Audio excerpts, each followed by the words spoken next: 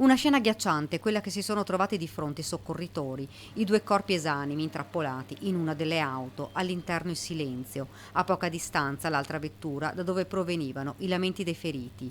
Le due vittime sono Deborah Colle, morta sul colpo, la giovane era già scampata ad un altro grave incidente, un destino maledetto che ieri non le ha lasciato scampo. Era nata e cresciuta a Santa Giustina nel Bellunese, dove viveva con la mamma e il papà Ezio, conosciutissimo nel mondo del calcio essendo stato arbitro del CSI. Aveva lavorato come commessa e stava cercando un impiego. Una famiglia che è veramente chiusa nel dolore. Come amministrazione, come comunità di Santa Giustina ci stringiamo attorno alla famiglia, ai familiari in questo momento difficile. L'amico che guidava l'auto, Adriano Corona, 34 anni compiuto lo scorso maggio, amava la montagna, la natura ed il suo lavoro di pizzaiolo che lo portava a trascorrere lunghi periodi nel primiero, ma anche spostarsi per l'Italia per fare la stagione. Un frontale che ha sconvolto più comunità. È accaduto ieri nel tardo pomeriggio, a terra, i segni dell'ennesima tragedia della strada.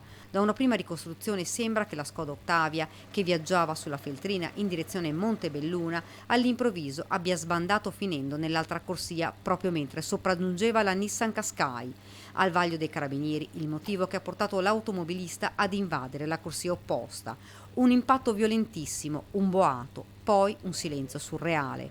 Immediatamente si sono fermate alcune auto di passaggio ed è scattato l'allarme. Sul posto, oltre alle forze dell'ordine, diverse ambulanze e i vigili del fuoco che hanno liberato gli occupanti delle due macchine bloccati tra le lamiere. I tre feriti della Nissan, tutti stranieri, sono stati portati via in diversi ospedali. Il più grave è stato trasportato all'ospedale di Treviso. Le sue condizioni sono stabili. Sulla strada le due auto, la parte anteriore completamente distrutta.